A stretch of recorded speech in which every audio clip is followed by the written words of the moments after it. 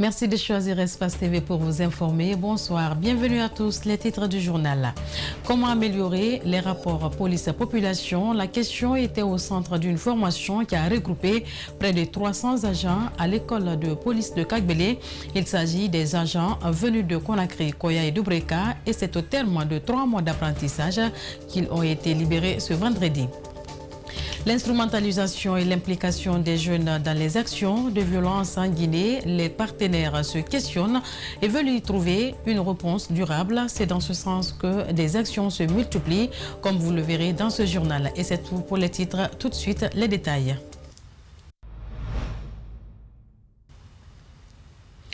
« 275 agents et officiers de police de Conakry, Koya et Dubreka, ainsi que ceux de l'OPROGEM viennent d'achever une formation de 3 mois à l'École nationale de police de Kagbele. Ils ont été outillés sur les thèmes services généraux, utilisation des outils informatiques et des droits de l'homme. L'objectif de cet apprentissage est de la prévention, l'amélioration des relations avec la population et la modernisation des services de police. Alseni Barry, Yacouba Traoré nous signe ce compte rendu. Ces satisfaits couronnent la formation de 275 agents et officiers de police de Conakry, Koya, Dubreka et l'OPROGEM. Cette série de formations a duré 3 mois. Elle était axée sur les services généraux, l'utilisation des outils informatiques, l'éthique et les droits de l'homme. Les 3 formations dont la clôture nous réunit aujourd'hui poursuivent cet objectif de prévention de l'insécurité et d'amélioration des relations entre la police et la population et de modernisation des services de police. Grâce à la formation des policiers du service général, les agents et officiers des commissariats centraux du Grand Conakry porteront assistance aux personnes et protégeront leurs biens plus efficacement. Le responsable de l'École nationale de police et de protection civile de Kabylie salue le bon déroulement de cette formation et invite ses stagiaires à bien appliquer les enseignements reçus. Cette présence massive témoigne l'intérêt qui s'attache au volet formation qui permet de disposer d'agents de sécurité professionnellement aptes à mettre en œuvre toutes les stratégies de lutte contre les nombreux défis qui ne cessent d'interpeller les services de sécurité en vue d'assurer pleinement la sécurité des citoyens sur l'ensemble du territoire national. L'Union européenne aborde dans le même sens. Il est temps de changer l'image de cette institution, longtemps ternie. Mesdames et messieurs les agents et officiers de police qui avaient participé à ces formations, il vous revient maintenant à appliquer ce que vous avez appris et surtout à montrer l'exemple à vos collègues en adoptant un comportement irréprochable dans vos missions et vos relations avec les citoyens. Ils s'en serviront, rassurent ces agents. Cette formation de remise à niveau et de qualification permettront aux différents services d'améliorer la qualité du travail. C'est aussi le lieu de recommander à toute la chaîne de notre hiérarchie l'organisation de formations similaires pour ceux qui n'ont pas eu l'opportunité de participer à cette première. Cette série de formations a été financée par le 3e programme d'appui à la réforme du secteur de sécurité dans son volet sécurité intérieure, financé par l'Union européenne et la France, mis en œuvre par Civipol et Cogenta. Un compte rendu signé Alseni Baré. Ouverture ce vendredi ici à Conakry des travaux de concertation sur les enjeux liés à l'instrumentalisation et des violences politico-sociales des jeunes conducteurs de mototaxi. C'est un projet du gouvernement guinéen à travers le ministère de la Jeunesse et de l'Emploi jeune qui vise à encadrer le métier de conducteur de taxi-moto. Il est financé par le Fonds de consolidation de la paix. Juste Eleno, Lamine Silla. Je déclare ouverts les travaux de concertation sur les enjeux liés à l'instrumentalisation et des violences politico-sociales des jeunes conducteurs de mototaxi. C'est un projet de l'État guinéen dénommé au Fonds des Nations Unies pour la population, financé par le Fonds de consolidation de la paix pour un montant total de $1,500,000 américains. Son objectif consiste à rendre résilients les jeunes conducteurs de mototaxis en République de Guinée. L'objectif fondamental, c'est de rendre ces jeunes conducteurs de mototaxis résilients Parce que d'abord, c'est une initiative de l'État guinéen qui a été financée par le Fonds de consolidation de la paix des Nations Unies et qui est mise en œuvre par 3 agences du système des Nations Unies, le Fonds des Nations Unies pour la population, l'Organisation internationale pour les migrations et le Programme des Nations Unies pour le développement. L'activité des taxis-motos est nouvelle mais très génératrice de revenus. Cependant, beaucoup de problèmes en découlent, notamment les accidents de la circulation, mais aussi les violences en période électorale, d'où ces projets qui viennent encadrer le secteur. Des jeunes conducteurs de mototaxi constituent un enjeu important pour la promotion d'une gouvernance inclusive et proche des communautés, car elle permet la réduction des violences liées à l'instrumentalisation sociale et politique des jeunes, et notamment des jeunes conducteurs de moto, en faisant d'eux des acteurs de paix et du renforcement de la cohésion sociale, notamment dans les communes de Conakry et de Nzérékoré. Autre objectif du projet, c'est mettre fin à l'instrumentalisation des jeunes conducteurs de taxi-motos, surtout pendant les scrutins en Guinée. À cet effet, les discussions ont été engagées avec les acteurs politiques sur leur collaboration avec ces jeunes conducteurs de mototaxis. Je voudrais adresser mes sincères remerciements aux agences du système des Nations Unies, notamment le PNUD, l'OIM, l'UNFPA et le Fonds de consolidation de la paix, PBF, pour les efforts consentis en faveur de l'accompagnement des jeunes et de la consolidation de la paix, ainsi que pour l'unité nationale en Guinée. Au Fonds des Nations Unies pour la population est un projet catalytique. Il va être exécuté sur une période de 18 mois. 1 500 000 $ US, c'est le coût global du projet Foniké Entrepreneurs Sociaux pour la paix en Guinée. Il est financé par le Fonds des Nations Unies pour la consolidation de la paix en Guinée et mis en œuvre par Chef Komangron. Ce jeudi, l'ONG a procédé au lancement officiel d'un atelier pour le renforcement de capacités des jeunes. Le reportage est signé Yana Bangoura et Bramasso Rissouma. En Guinée, plusieurs jeunes peinent à trouver un emploi. C'est donc pour changer la donne que Sechfor Kamandgran a initié cet atelier de formation qui s'inscrit dans la logique du projet Foniké Entrepreneurs Sociaux pour la paix en Guinée. Ce sont des lauréats du concours, reconnaître le potentiel des jeunes et faire d'eux des acteurs à part entière de la consolidation de la paix en Guinée qui prennent part à cet atelier. Les jeunes ont été sélectionnés à travers les initiatives proposées. Donc, ces jeunes ont eu à proposer 16 initiatives au total. Et ici à Conakry, on en a retenu 2. Et aujourd'hui, il est question de renforcer les capacités des jeunes qui ont été retenus sur les questions liées à l'entrepreneuriat social pour la paix. Et bien évidemment, sur des concepts clés liés au montage des projets. Pendant 6 jours, ces participants bénéficieront de plusieurs modules de formation qui vont leur permettre d'être autonomes et contribuer à la consolidation de la paix.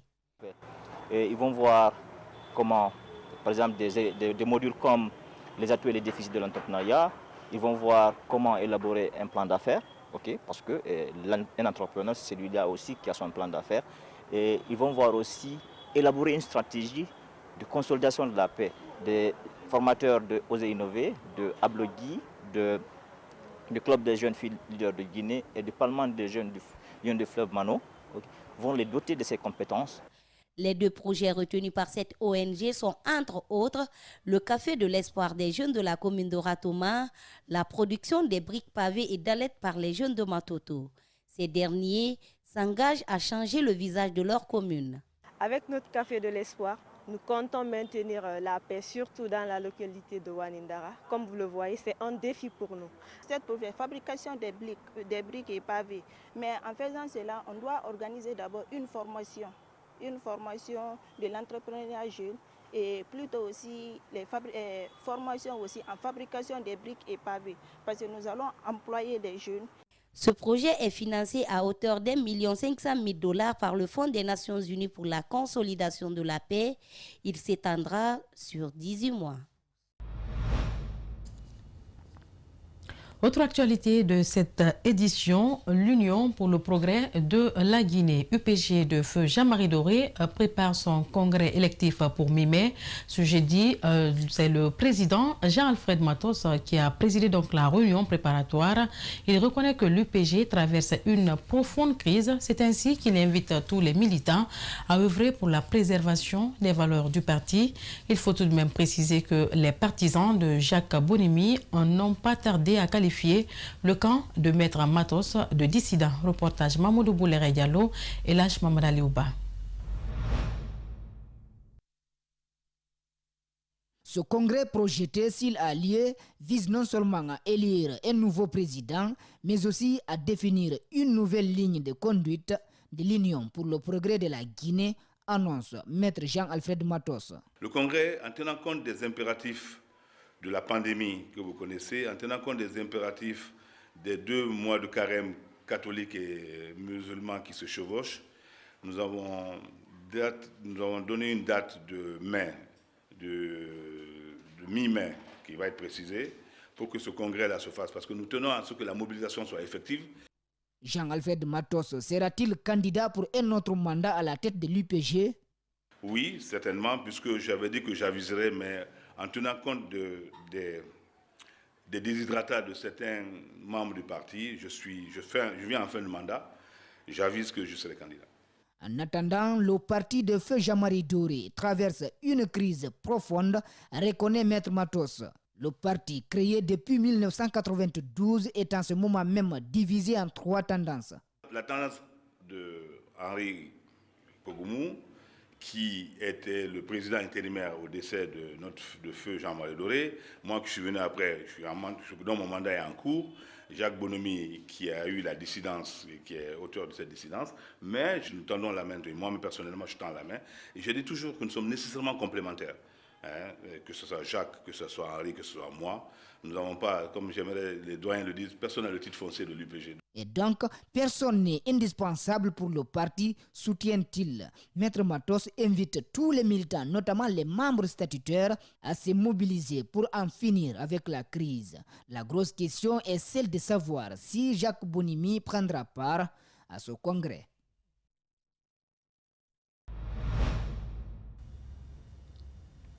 Forum national sur l'imprégnation des hommes et femmes de médias en droit de la santé sexuelle et reproductive. Ce jeudi, des hommes de médias et des experts du domaine de la santé se sont réunis autour du sujet pour parler des enjeux et des défis liés aux droits des femmes dans le domaine de la santé. Pour cette première étape, le thème choisi est le contexte institutionnel et législatif des avortements clandestins. Mohamed Valek Touré, Abou Koria Kourma. Cette concertation s'inscrit en droite ligne du souci de la jeunesse africaine à sensibiliser et développer la visibilité des pouvoirs publics sur leur engagement concernant les droits des femmes et des jeunes filles dans le contrôle des fonctions de reproduction. L'objectif pour cette première étape est de présenter aux médias les enjeux et défis liés aux droits des femmes avec pour le contexte institutionnel et législatif des avortements clandestins. On voudrait juste que les médias rappellent à l'État guinéen que l'État guinéen a souscrit à l'article 114 du protocole de Maputo relatif aux droits des femmes à la santé, relatif aux droits des femmes au contrôle des fonctions de la reproduction. Ça veut dire quoi? Quand les femmes sont exposées à des conditions qu'on a rappelées dans la salle, qui ne sont rien d'autre que les agressions sexuelles, le viol, et exposé au cas d'inceste, qu'on appelle des grossesses parfois non désirées, ou bien quand la vie de la femme est exposée à la mort, parce qu'à vouloir garder une grossesse, ça peut déboucher sur les problèmes mentaux, physiques qui vont finalement déboucher sur la mort. Pour leur sensibilisation, le rôle est confié aux hommes de médias. Des débats sur le contexte institutionnel et législatif des avortements clandestins ont été à l'ordre du jour.